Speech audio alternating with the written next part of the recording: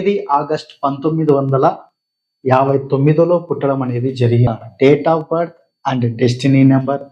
అదే విధంగా అతని యొక్క నెంబర్ 1 అని మనం చెప్పవచ్చు. ఎందుకంటే షారుఖ్ ఖాన్ విషయంలో కూడా, అమితాబ్ బచ్చన్ విషయంలో కూడా మూన్‌కి షాడో ఆఫ్ 7 కేతు.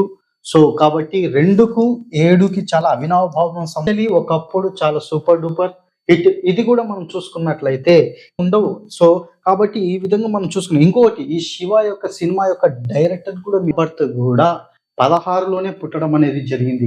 ఇక్కడ మీరు చూసుకోండి, కాంబినేషన్ లో 2 and 7, కొన్ని పర్సనల్ విషయాలలో 5 and 8 కూడా రావడం అనేది బాబు.